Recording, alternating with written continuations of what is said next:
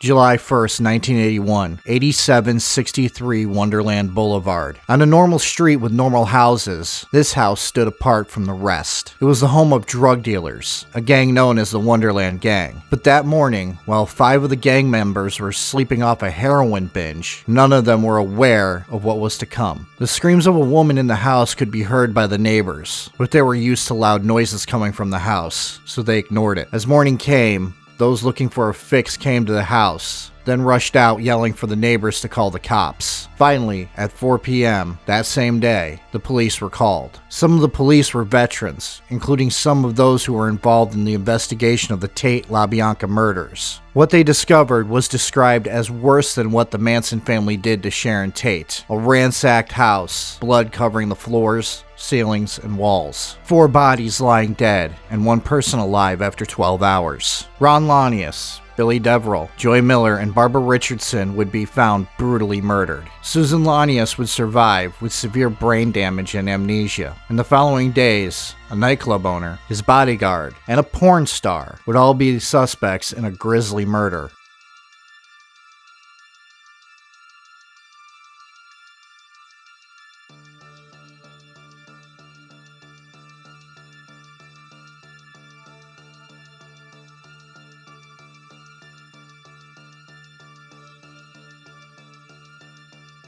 To really understand what happened that night, we have to analyze the people involved. This is a complex process, and I will try to summarize the best I can. First, we are going to start with the man who is at the center of the events that led to that night, Jon Holmes. John Curtis Holmes was born on August 8, 1944, though he technically was born John Curtis Estes, but his father never bothered to sign the birth certificate, and his mother changed his last name to Holmes when she married a guy named Edgar Holmes. Then for a bit, his mother Mary and Edgar would divorce, get back together, then divorce again. Edgar was an alcoholic who would stumble around and vomit on even his children, which led to a divorce. His stepfather Harold ended up being a good father until his half-brother was born. Then Harold seemed to care very little for John or his siblings, which he had 3 siblings. After a while, John and Harold began to come to blows. John was 15 and would go to his mother and get her written permission to join the military. With that, he enlisted in the United States Army and served until 1963, where he was honorably discharged. Because of his past with family members being drunks and addicts, he became a teetotaler, and the only thing he really did was smoke. He worked odd jobs, married a woman named Sharon in 1964. But one day, he was caught by his wife in the bathroom measuring his penis. Apparently, he had a long dong. It was then he decided his destiny was to be a porn star. And he told his wife this. After talking and arguing with his wife, she agreed to it. So in 1971, he became a porn star. Mostly known for his character as a private investigator named Johnny Wad. Classy. But he wasn't an attractive man, even for the time. What impressed people and what got him in the door was the fact that he had a very long penis. In the 1970s, though, porn wasn't exactly legal, so he also was an informant for the police. In 1975, he met a 15-year-old girl named Dawn Schiller, who was living in the area that John and Sharon were living in at the time. Well, John began grooming Dawn. Sharon kinda knew about it, but she had cut him off in their relationship way before then, and though they were married, it was more like they were roommates at this point. Sharon did feel sorry for Dawn and tried to help her out when she could, though. By the late 1970s, his stance on drugs had changed, mostly thanks to his little brother who had arrived in Los Angeles and stayed in the area John lived in. The two started smoking weed together, then moved up to harder drugs. But John's drug of choice became cocaine, which his addiction to cocaine would lead him to meeting Eddie Nash in 1980.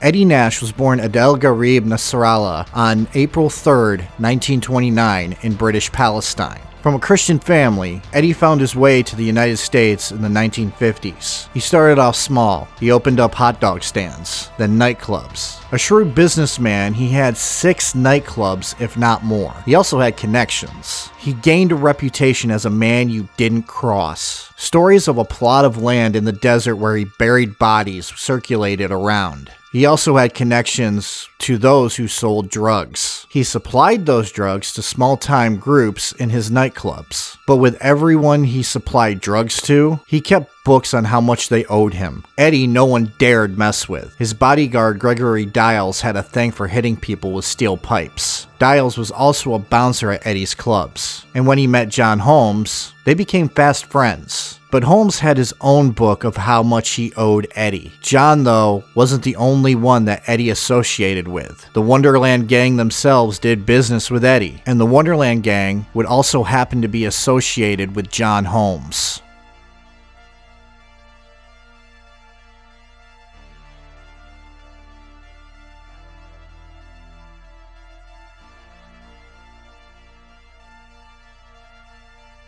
There are 5 main members of the gang who lived at Wonderland Boulevard in Laurel Canyon. I'm going to go through them in order. Ron Lanius was the leader. Ron was an Air Force veteran who served in Vietnam. He also was dishonorably discharged from the Air Force for smuggling drugs into the U.S. in the coffins of dead soldiers. 27 homicides are thought to have been committed by Ron. He also had a thing for treating Jon Holmes like shit, making him pull his pants down and show everyone his manhood and harassing him about those things. Billy Deverell wasn't really anything to write home about. He was the right-hand man of the gang and had a skill for making Ron listen. David Lynn was brought in to assist in running drugs. He was a biker, a member of the Aryan Brotherhood, and had a long rap sheet which included theft, burglary, and smuggling. Tracy McCourt, which I will get into later because he has a bigger role later, and Joy Miller, Billy's girlfriend. The house was in Joy's name. These people were drug traffickers, robbers, and not at all good people. But they were not really good at anything they really did. For one, they were all hopelessly addicted to cocaine and heroin, and were in deep with a lot of people, including Eddie Nash, because they had a habit of using what they were supposed to be selling. Still, those who were hopelessly addicted to drugs would wander down the normally nice neighborhood of Wonderland Boulevard to the house with the unkept lawn and looked like it was unoccupied to get their fix.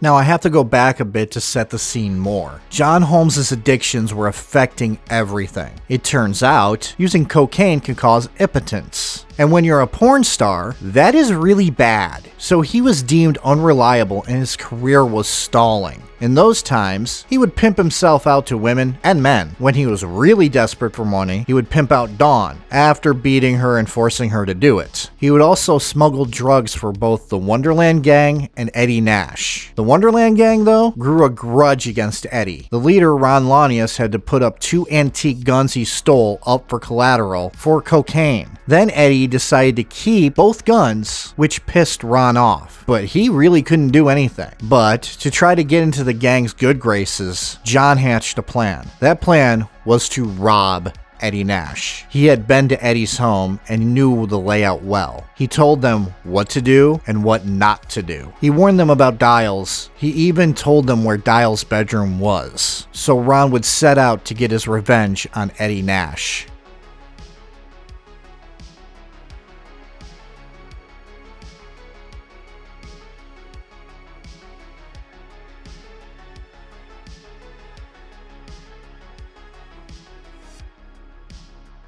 On June 28, 1981, Ron gave John some money. John drove to Eddie's home to party and to score some cocaine. While he was there, he excused himself to use the bathroom, when in reality, he unlocked a sliding glass door. Then he left. But the gang they weren't ready. They were sleeping off a heroin binge the night before. It wasn't until the morning of June 29th that they were ready. Joy, David, and Ron would enter the home and then quickly subdue the occupants. Tracy waited in a stolen car outside the home. During the commotion, David's gun went off, grazing Dials in the back. They would humiliate Eddie, would take his jewelry, all the drugs, and money. Eddie Nash was forced to crawl to a safe and open it. The Wonderland gang would get away with $1.2 million in drugs, the antique guns, jewelry, and money. Left humiliated, Eddie grew angry, and he had a good idea of who was involved. What didn't help was John thought he would be smart and go to Eddie's home and act innocent, thinking that would throw off the scent that he had anything to do with the robbery. Newsflash, it didn't. It led to John meeting Gregory Dial's favorite weapon, a steel pipe, while he was tied up in Eddie's home. John was beaten until he gave up the others, and he did, which set the scene for a gruesome murder.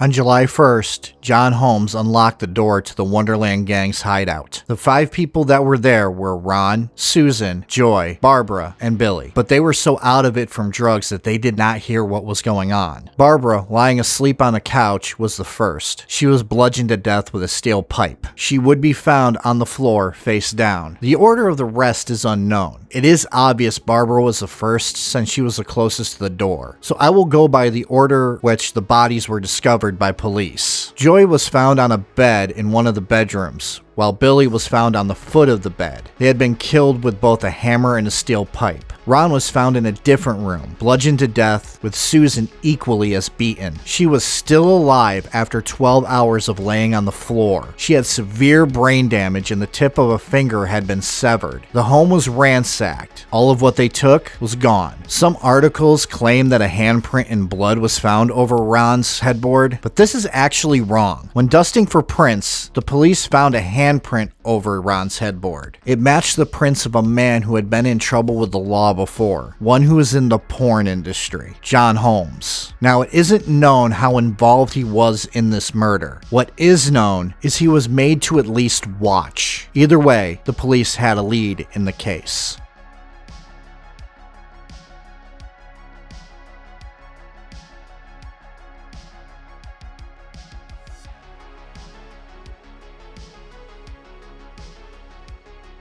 Susan Lanius's memory of that night was vague. She couldn't remember exactly what happened. She had suffered severe brain damage that had left her unreliable as a witness. But there are 2 other gang members who were conveniently missing, to the point that the police first suspected infighting. But that turned out to not be the case. Tracy McCourt and David Lynn were never at the house at the time the murders happened, and it was clear that had they been there, they would have been targeted as well. Tracy happened to be at his own home at the time of the murders, while David was in San Francisco with prostitutes doing drugs. David would end up working with the police. He informed them of the robbery at Eddie Nash's residence, implicating Jon Holmes as a part of that. Everything he told detectives Tom Lang and Robert Souza all led back to the handprint discovered over the bed of one of the victims, which in turn, both detectives knew at that point belonged to Jon Holmes. After being picked up by the police, Jon Holmes ended up telling them everything. How he was forced to open the front door with his key, and how he was forced to watch the onslaught on the 5 people that were in the house that night. Because of this, he ended up going into police protection with his still wife Sharon and his girlfriend Dawn. Dawn, before the murders took place, actually left John. She couldn't take the abuse anymore, so she fled, but he kept calling her and pleading for another chance. Dawn was in her 20s, so there wasn't much her family could do to stop her from going back to him at that point. He promised to change, and he seemed to have been keeping his word on that. He was going to use the robbery to start a new life for him and Dawn. It was the testimony from Dawn where we learn that John had decided to go over to Eddie's home after the robbery to appear to be innocent. John had told the police that when he was confronted by Eddie and Gregory Diles, Diles beat up John, and then Eddie threatened to kill him and the people he loved to coerce John into helping Eddie get his revenge. So with little option to possibly save his own skin more than the people that he cared for, he ended up going along with it. Sharon would later fill in the blanks on what happened after. John had come to her home as he was kicked out by her for a time before. He was covered in blood, and after a bath, he confessed to what happened. I waited till this section to bring this all up because this is a huge part of why John was terrified to testify against Eddie Nash. Police tried to get him to agree to testify against Eddie, even holding him up in a ritzy hotel, which all they got from him was a large bill that they had to pay for. After a time of attempting to get him to testify, they realized it was useless, so they let him go. Days after he was let go, police officers staking out Eddie's home spotted him entering Eddie's home. John went there to get money in order to flee. He was still a suspect, and it was only a matter of time before he ended up in prison for his involvement in the Wonderland murders. Eddie did give him money, but shortchanged him. John then went up to meet with Dawn, and the two fled California. For 5 months, the two were on the run, making it to Miami, Florida. He was found there when Dawn, trying to escape the abuse, ran into the hallway of a place they were staying. She was screaming for help, and a couple of people spotted her. John walked up to her, slapped her to the floor, kicked her, and then dragged her off. While there also, he was trying to pimp her out for money. For reference, he was not doing cocaine at all while they were on the run, so this was him being his true self. A relative of the owner of the establishment they were staying in would end up helping Dawn escape. Dawn would never see John after her escape, because Tom Lang, along with Detective Frank Tomlinson, showed up. Frank Tomlinson was a vice detective who used John as an informant in the 70s. But when he had worked with John, John never once used drugs. So he was surprised how that all changed. But though they knew he was in Miami, they had no idea where he was. But they knew where Dawn was, and they came prepared by bringing her brother with them. Dawn, with the encouragement of her brother, told them where Jon Holmes was hiding out. On December 4th, 1981, John was arrested and extradited back to Los Angeles.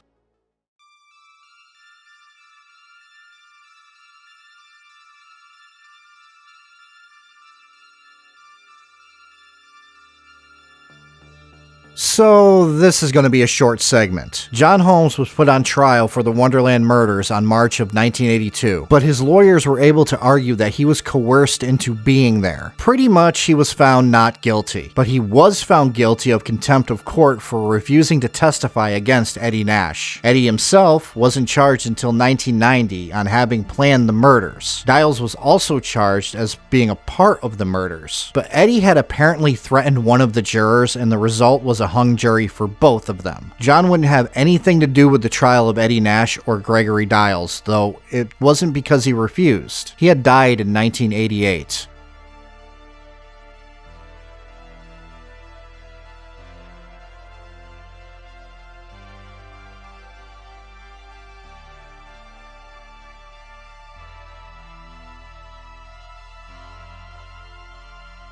Jon Holmes contracted AIDS by February of 1986. He continued to work even with AIDS. He hid it from directors and producers, and even those he was engaging in sex with. Instead, he used the excuse of colon cancer. He did remarry in 1987 to a porn actress named Lori Rose, but by late 1987, he began to get worse. By 1988, when cops came to see if he would at least attempt to confess to anything before he died, he was bedridden in a VA hospital. He told the cops that he would write stuff down, but he never did. On March 13th, 1988, Jon Holmes died. Because he feared for some reason his dong would be stuffed and put on display, he was cremated. His ashes were scattered across the sea.